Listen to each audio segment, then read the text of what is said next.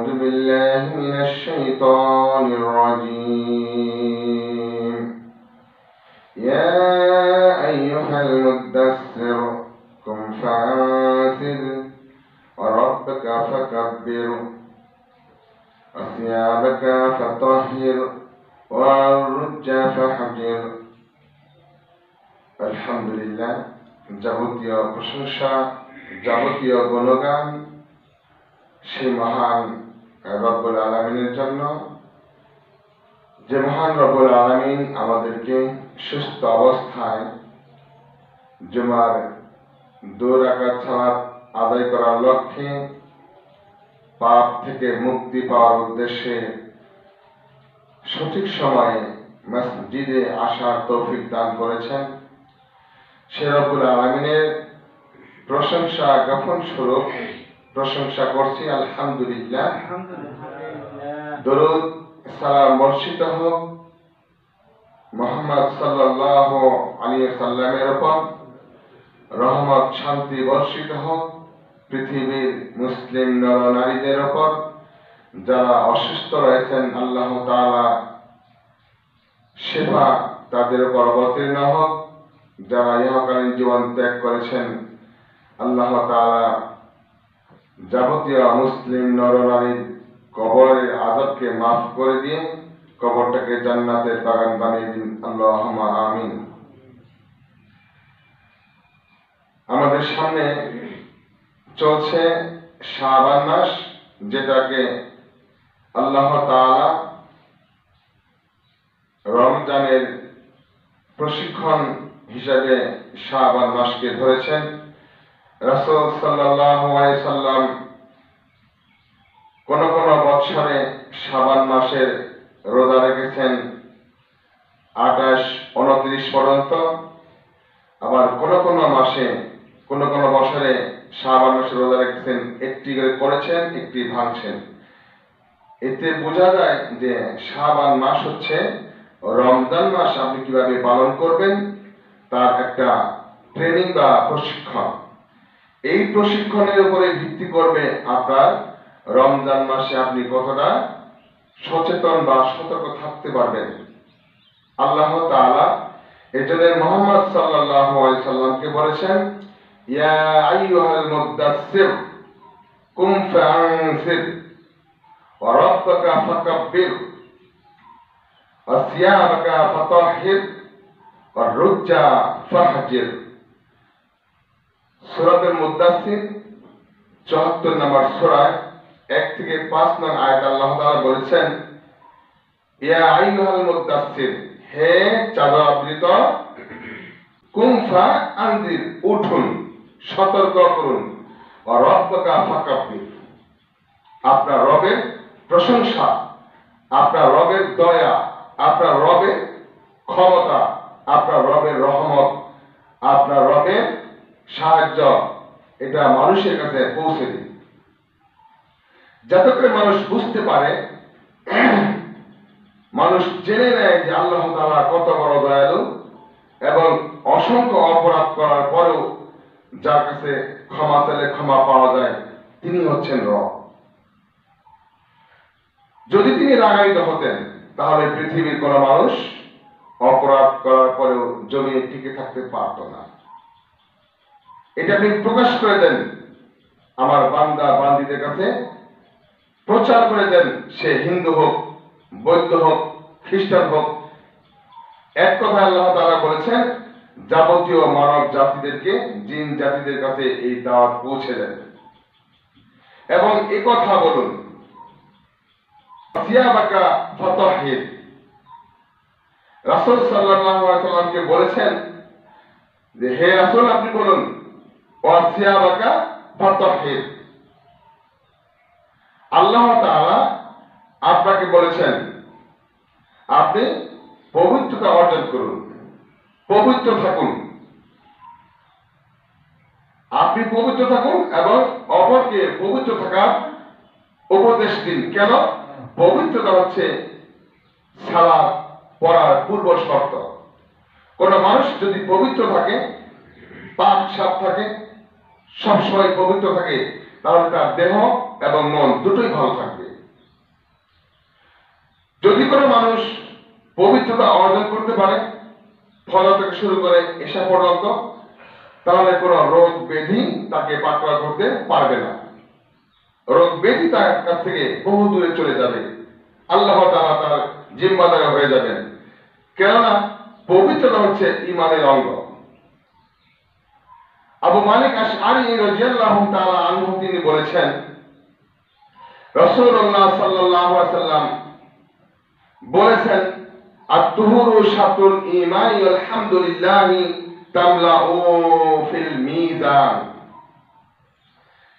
পবিত্রতা হচ্ছে ঈমানের অঙ্গ। যার ঈমান আছে তার পবিত্রতার প্রয়োজন আছে, যার ঈমান নাই তারও পবিত্রতার প্রয়োজন আছে।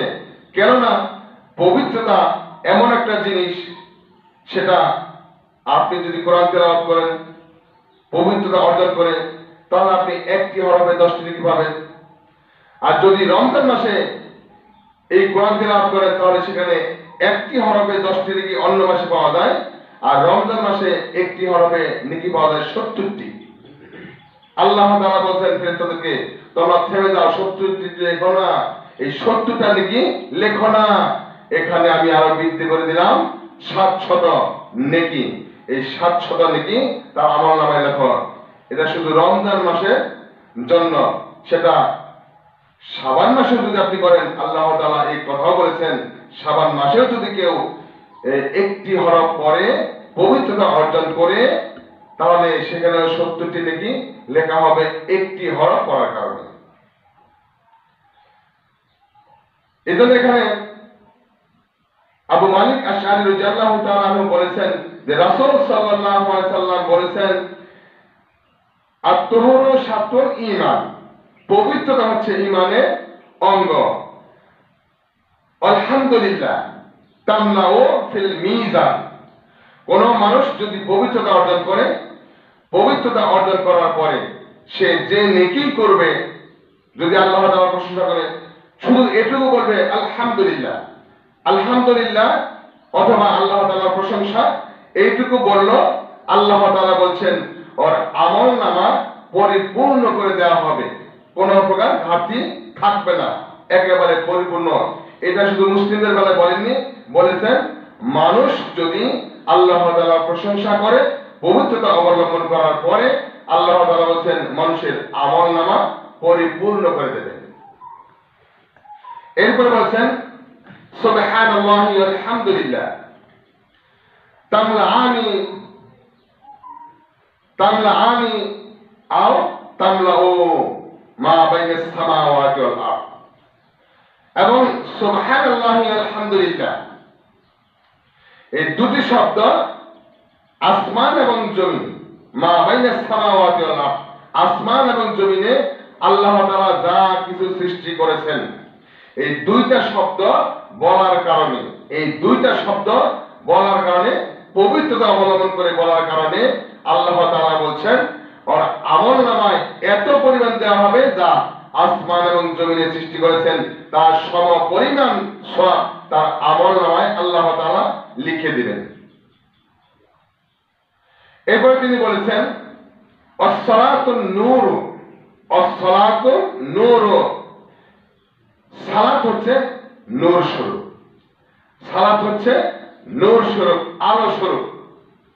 আস-সাদাকাতু বুরহান, আর দান হচ্ছে দলিল স্বরূপ। যদি কেউ দান করে ওটা দলিল হয়ে যায়, আল্লাহ তাআলার কাছে একটা সার্টিফিকেট দিয়ে দেয়। আল্লাহ তাআলা কাছে বলছেন, আল্লাহ তুমি যে রিজিক দিয়েছিলে সেই রিজিক থেকে তোমার এই বান্দা দান করেছে তোমার রাস্তায়, এটা দলিল হয়ে গেল।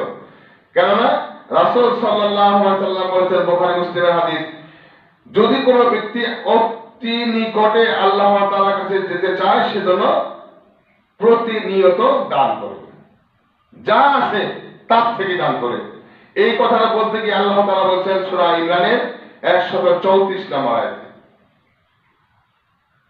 এখানে বলেছেন ওয়াল্লাযীনা,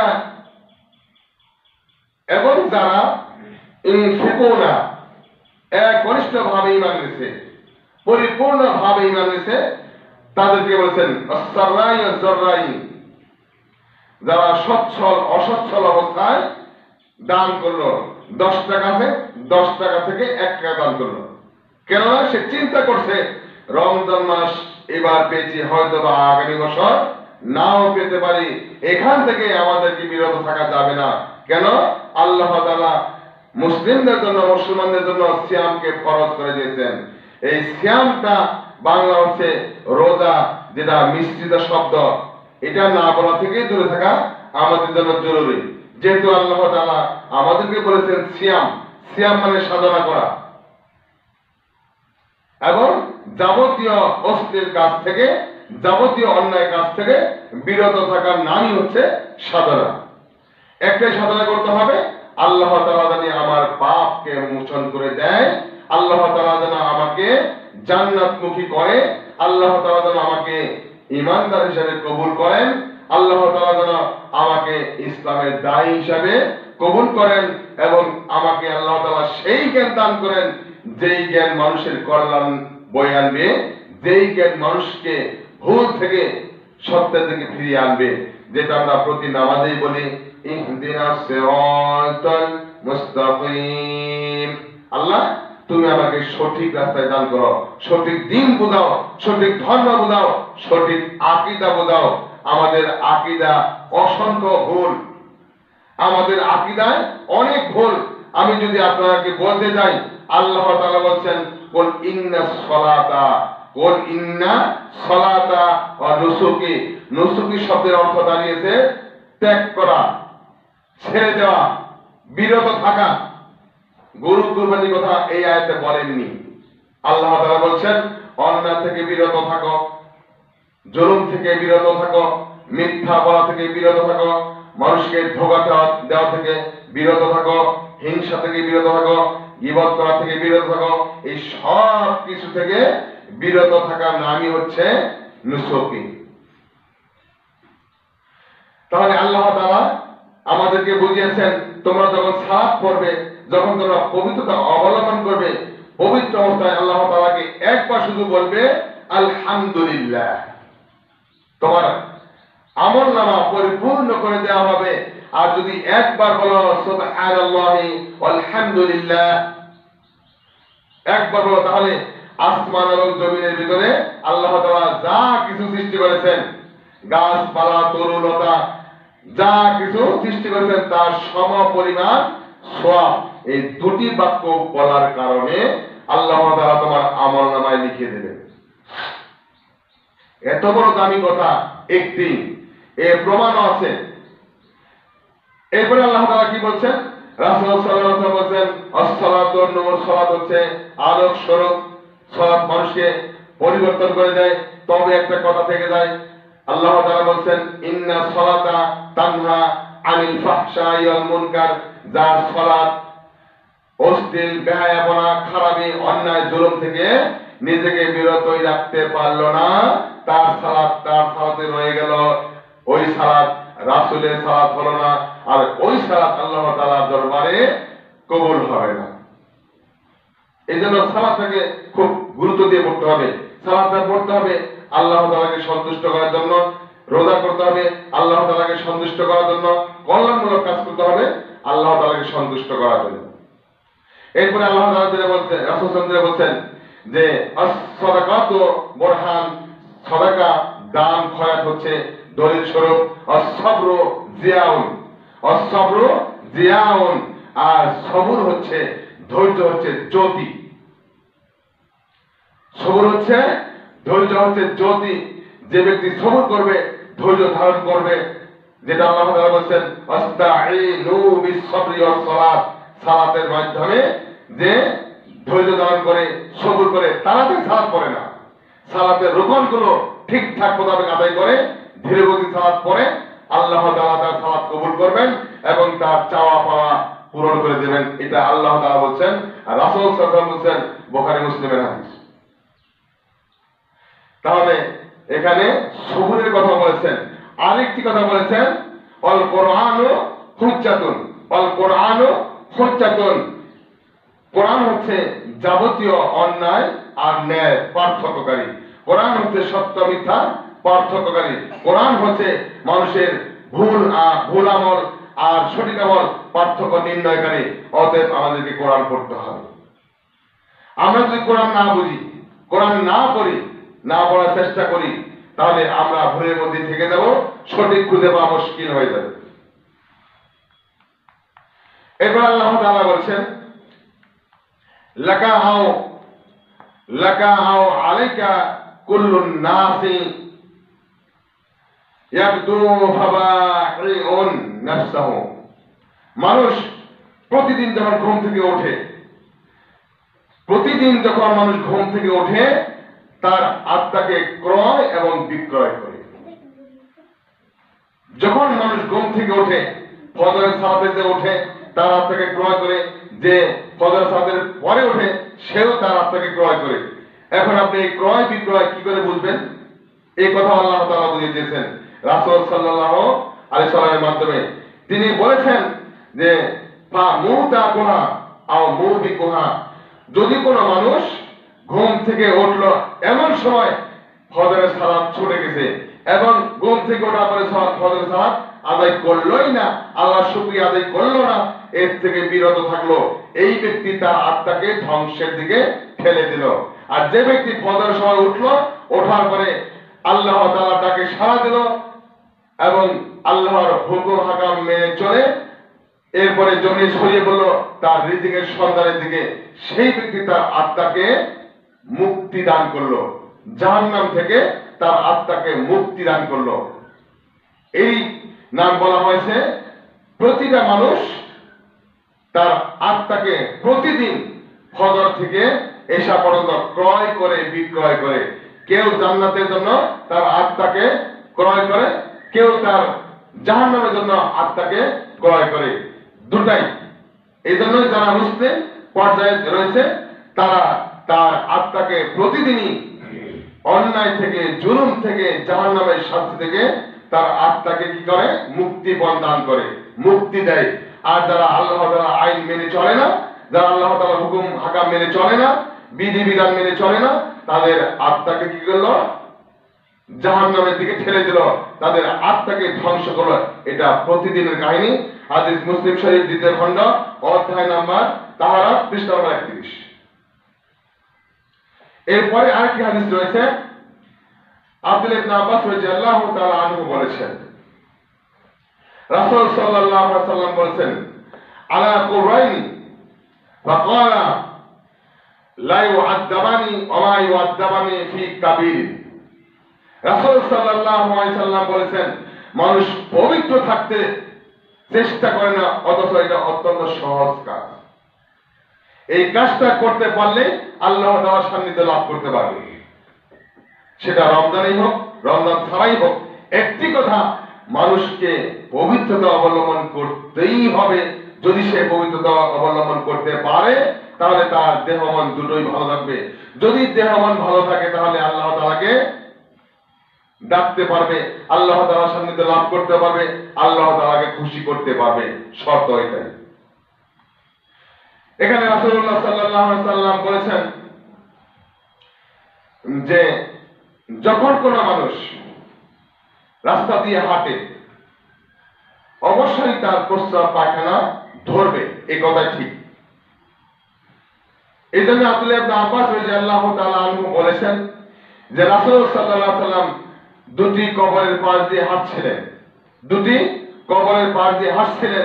এই কবরের শায়িত ব্যক্তির উপরে আল্লাহ তাআলা গজব হচ্ছে, শাস্তি হচ্ছে।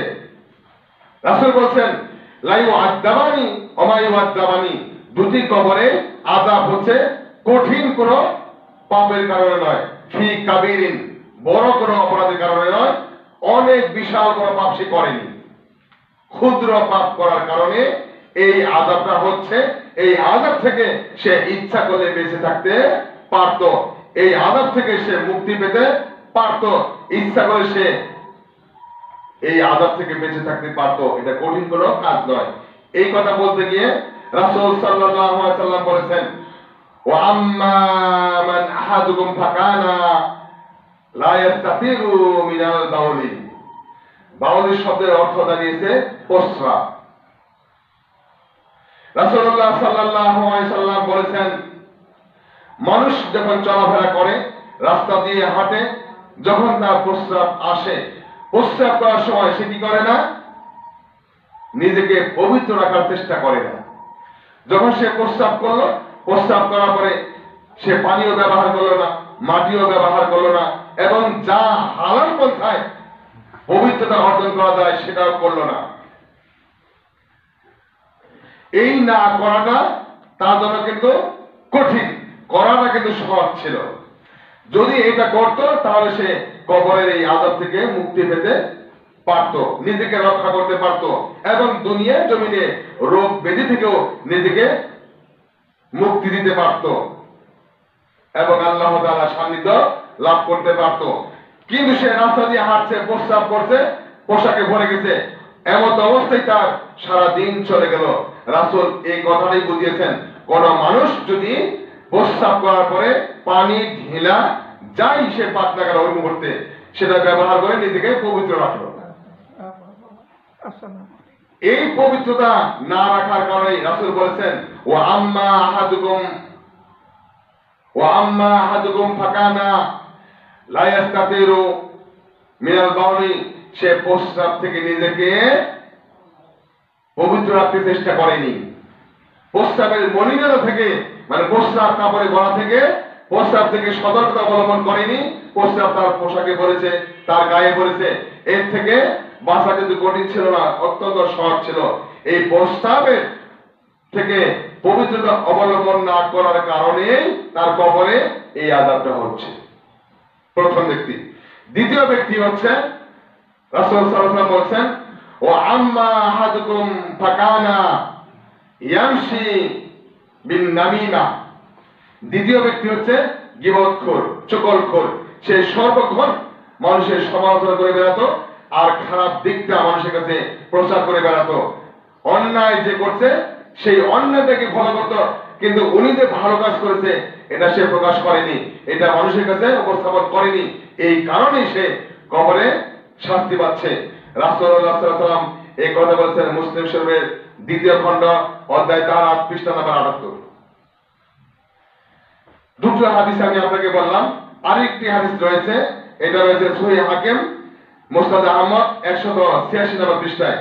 এখানে রাসূলুল্লাহ সাল্লাল্লাহু আলাইহি ওয়াসাল্লাম বলেছেন যে কবরে বেশিরভাগ আযাব হয়, কবরে বেশিরভাগ আযাব হয়,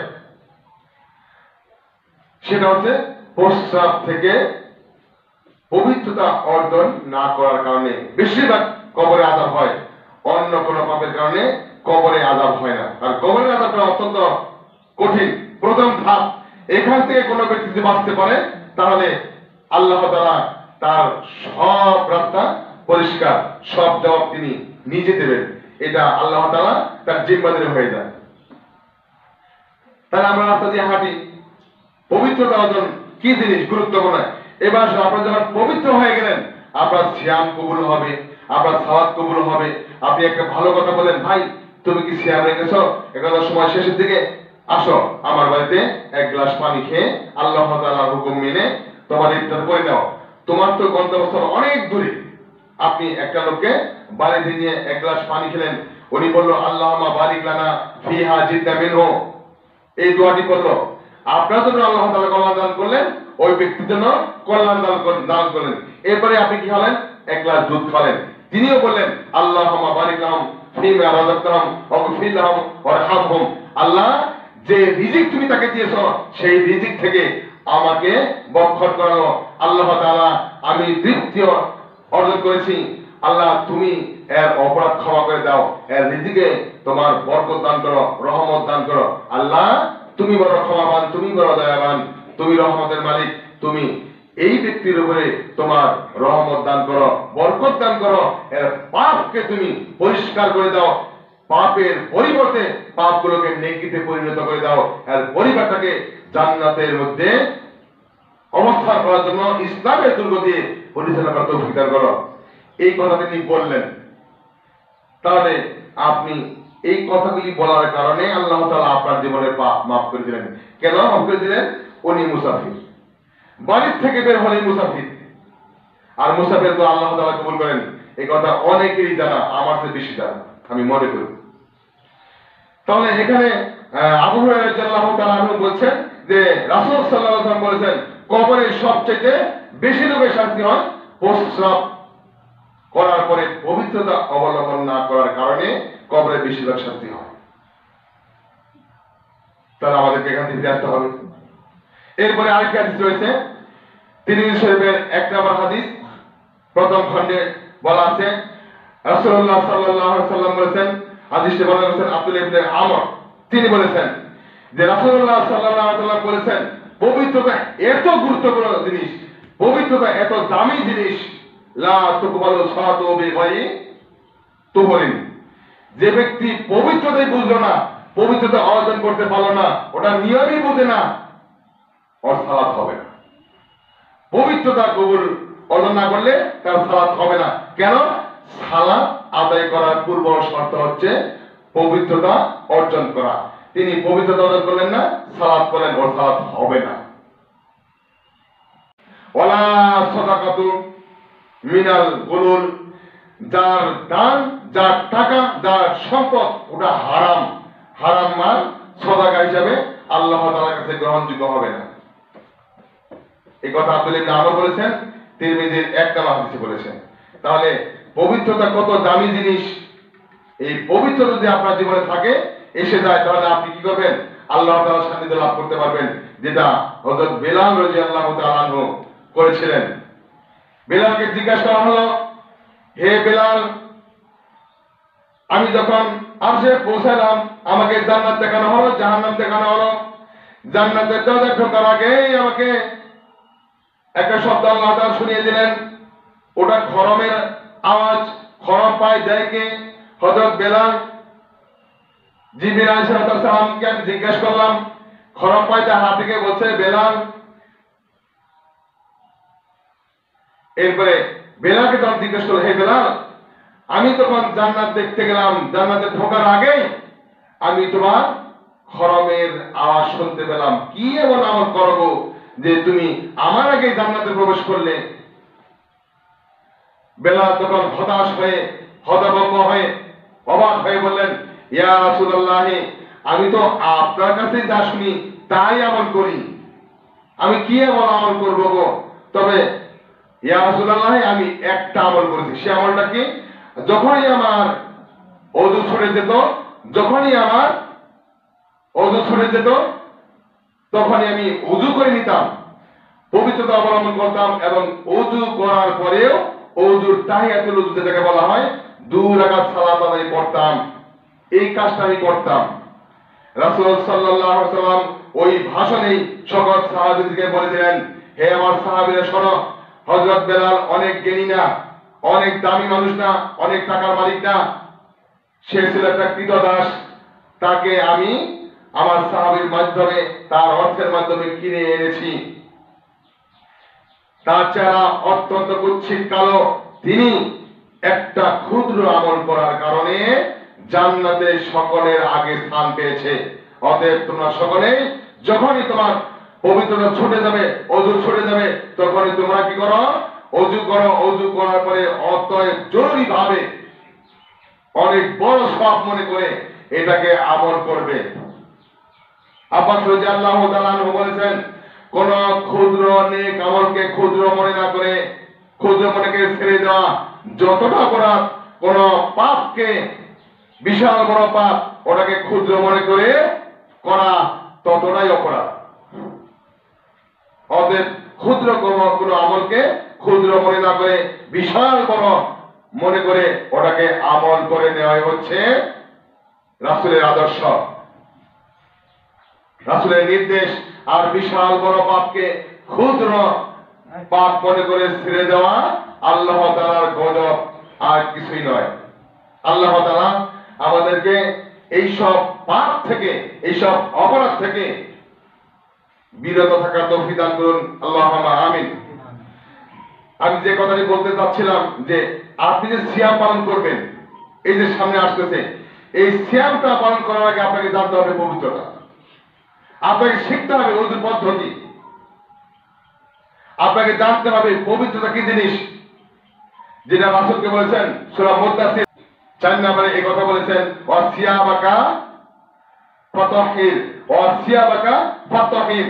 আপনি নিজের পোশাকে পবিত্র রাখুন, পবিত্র করুন, এবং রুজ্জা ফাহজির, নিজেকে অপবিত্রতা থেকে দূরে রাখুন। রাসূলের কোন অপবিত্র স্পর্শই করে নাই।